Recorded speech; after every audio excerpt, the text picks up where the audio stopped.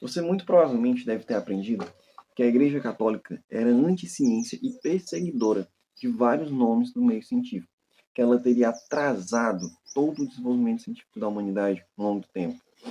E muito provavelmente citaram o caso Galileu para comprovar essa história.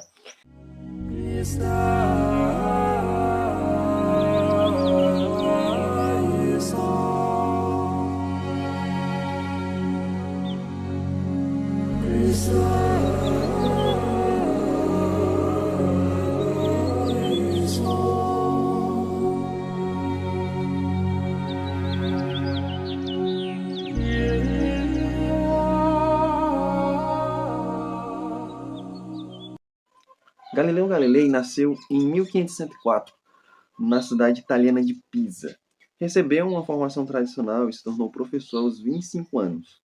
Destacou-se pelo seu talento, estudos e descoberta, especialmente no campo da astronomia, o que lhe rendeu grande fama e admiração de toda a Europa, incluindo entre príncipes e membros do alto clero, como o cardeal Barberini, que posteriormente assumiria o trono de São Pedro sob o nome de Urbano VIII.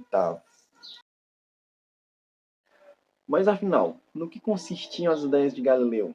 Qual era então o pensamento científico vigente naquela época? E quais foram as consequências que as descobertas de Galileu causaram em meio a toda a sociedade europeia daquele período?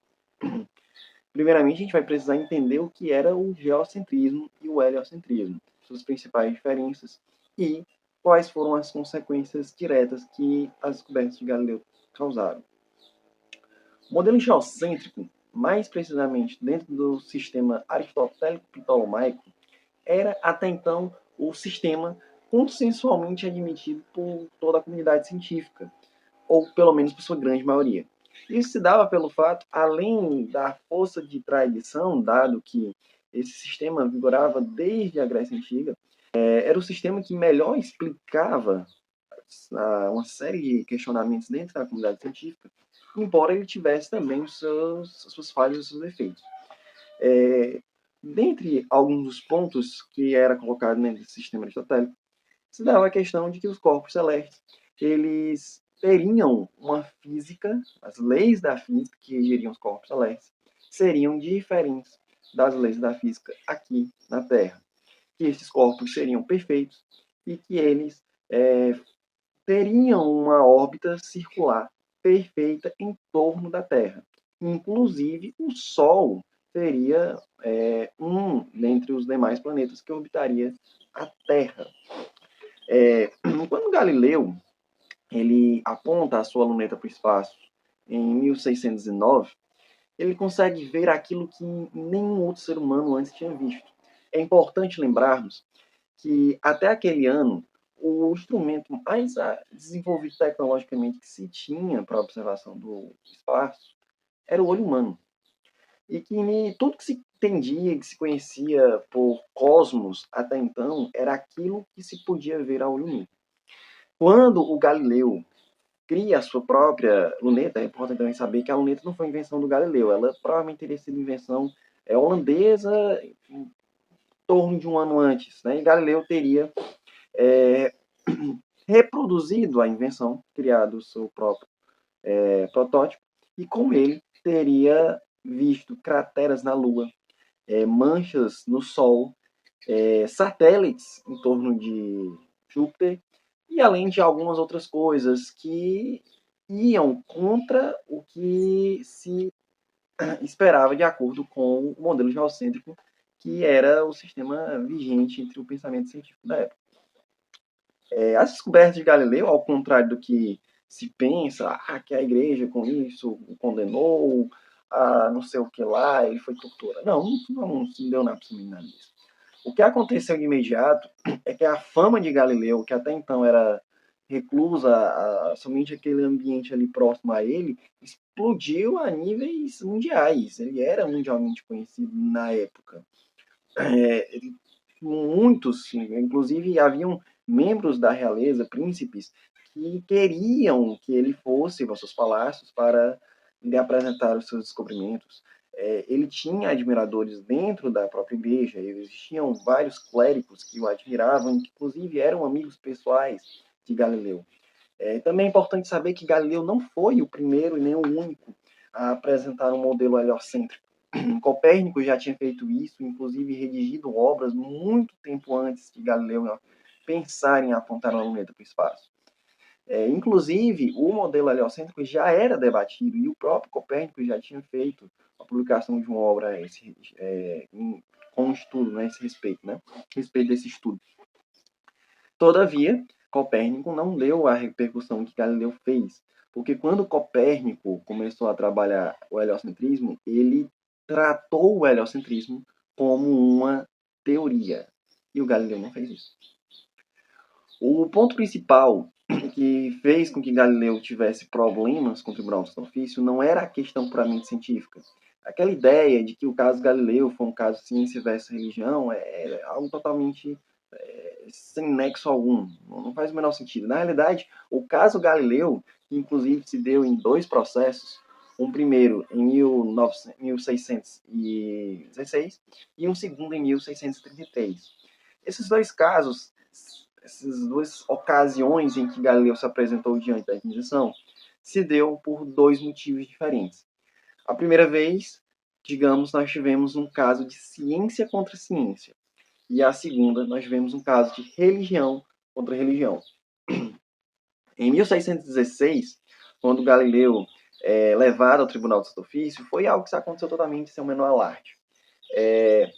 Na ocasião, foi uma denúncia anônima, de dois padres que haviam, inclusive, esses padres fizeram essa denúncia, não foram juntos, foram os dois fizeram a denúncia separadamente, em dias diferentes, em horas diferentes.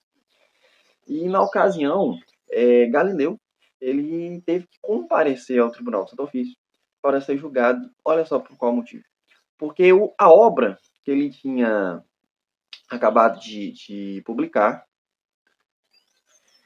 a obra Siderus Nuntius, escrito em latim, e publicado em 1610, foi uma obra de Galileu Galileu na qual ele ali apresentava as suas observações astronômicas que ele havia feito com o telescópio e desenvolvia toda a sua teoria heliocêntrica, na qual ele apresentava, né, vários problemas que haviam no sistema geocêntrico, que com a utilização da luneta se percebia que não haveria como aquele sistema se sustentar.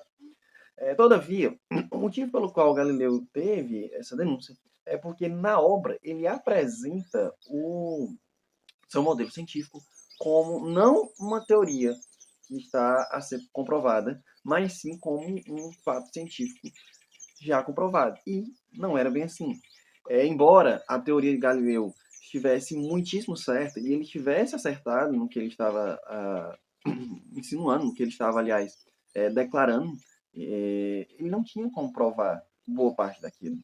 Então, quando ele condenava o sistema geocêntrico por afirmar que os corpos celestes eram perfeitos, ok, ele podia provar o que ele estava dizendo, bastava que ele apontasse uma luneta para o espaço e mostrasse, veja, a Lua tem crateras, ela tem relevo como a Terra, ela não é um corpo esfericamente perfeito. O Sol, ele possui manchas. Veja, existem outros, como era dito na época, outros planetas que orbitam Júpiter, né, que no caso seriam as suas luas, os satélites naturais. Então, eram coisas que ele podia provar empiricamente. Ora, você está vendo, de fato não é como se dizia ser.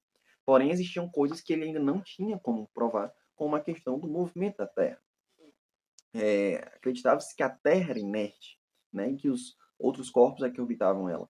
E Galileu disse que não, que a Terra também possuía ali um movimento como os outros astros em torno do Sol, né? Só que isso ele não tinha como comprovar naquele tempo.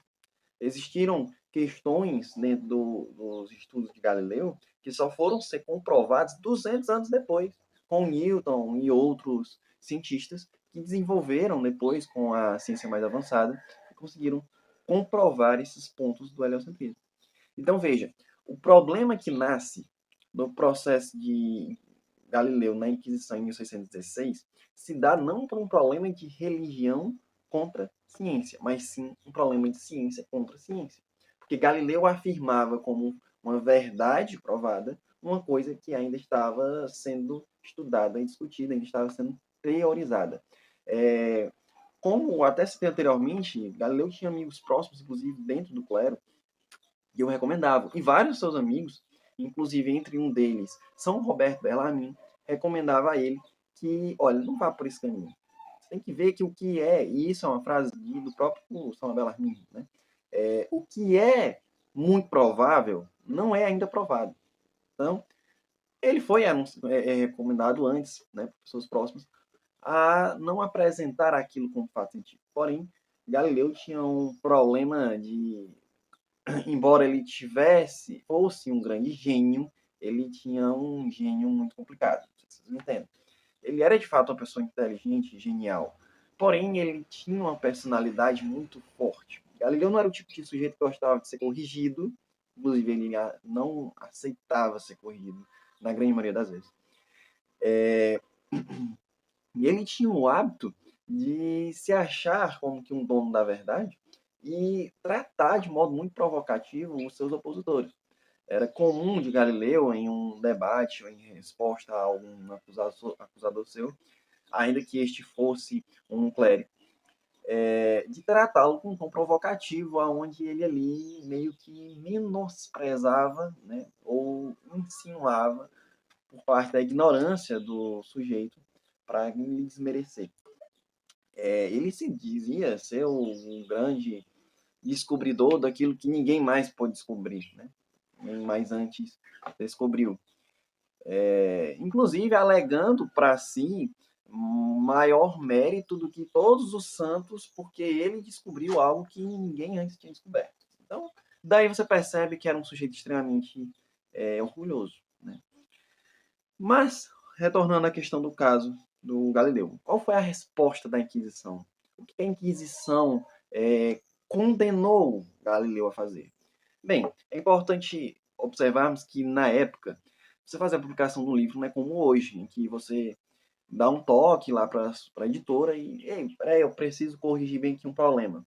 Então, a igreja, tendo ciência disso, mandou que Galileu redigisse uma nota na qual ele explicasse que, embora ali ele tivesse apresentado aquela teoria como verdade científica, tudo não passava apenas de uma hipótese que ainda estava sendo estudada e que ainda não era totalmente comprovada. Galileu não aceitou. A condenação que ele recebeu da igreja seria apenas essa: redigir a nota e que essa nota fosse publicada juntamente com um livro à parte, né, para orientar a quem quer que lesse aquela obra de Galileu. Então, Galileu não vai obedecer à intimação do Tribunal do Santo Ofício, ele não vai redigir a nota. E isso vai ser visto, logicamente, como uma falta de submissão à igreja e um ato de rebeldia. Só que as coisas não vão ficar por aí. Galileu, ele tinha que apresentar-se novamente na ocasião para tentar se defender do que ele era acusado. E na ocasião, ele poderia perfeitamente ter resolvido toda a situação se ele tivesse utilizado somente da questão científica. Se Galileu tivesse se isentado de querer tratar de apologética, de querer discutir religião, ele teria resolvido seu problema de um modo muito mais tranquilo, com toda certeza. Mas acontece que, diante dessa repercussão científica, de geocentrismo versus heliocentrismo, havia um problema que a igreja tentava resolver, que era a questão de que haviam aqueles que questionavam aquele descobrimento científico por uma má compreensão ou uma má interpretação de textos do Antigo Testamento, dentre os quais o que mais pega destaque aqui para citarmos é quando na Sagrada Escritura vai se citar sobre a história de Josué, que haveria ordenado que o sol parasse para que o povo de Israel pudesse continuar lutando durante o dia, né? E com isso haviam aqueles que queriam debater, num sentido apologético, da interpretação da Escritura, que, ora, como então o Sol estaria no centro e a Terra que se movimentaria, se nós temos aqui na Escritura que o Sol parou, não é? E outras questões mais. Então, enquanto a igreja tentava resolver este problema de questão apologética, de interpretação da Escritura, e Galileu apresentava e desenvolvia os seus estudos científicos, nós tivemos o problema em que Galileu quis também adentrar no campo apologético. E como eu até falei anteriormente, aqueles que eram próximos de Galileu tentaram alertá-lo. Não, fique só na parte científica. Você já tem o suficiente para se defender. Não se aventure para o lado apologético, para o lado religioso. E Galileu, como eu havia dito, não gostava muito de ser corrigido, de ser orientado. Ele vai querer discutir religião, inclusive alegando que a escritura estaria errada e propondo que fosse fosse redigida, fosse corrigida a parte da escritura em que diz que o sol teria parado porque não haveria como suceder. Então Galileu quis entrar num lado onde não lhe competia. E com isso ele resultou na sua absurda condenação. Olha só, vejam que condenação absurda. Galileu não poderia ensinar publicamente, mas particularmente ele poderia.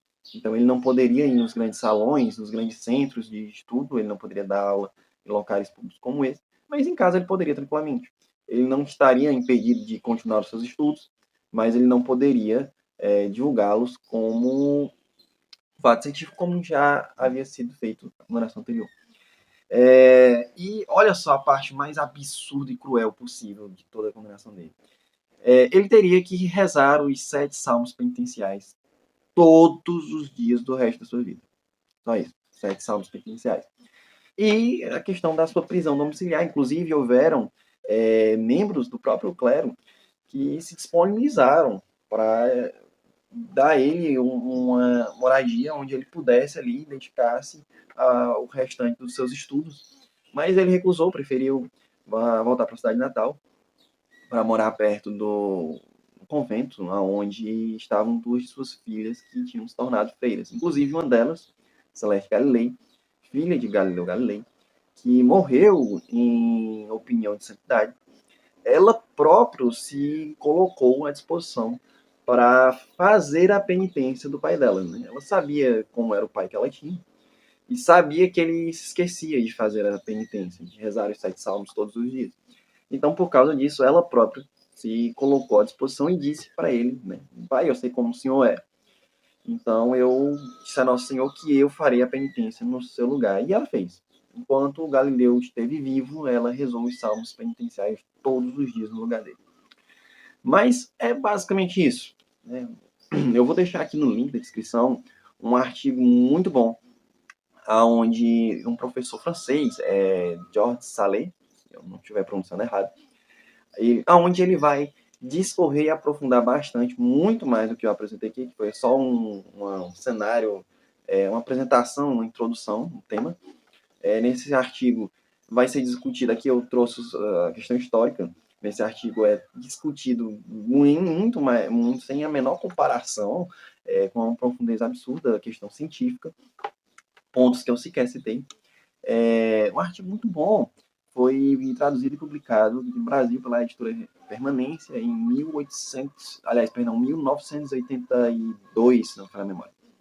Então, quem quiser aprofundar e compreender melhor essa questão, recomendo que leia o artigo, muito bom artigo.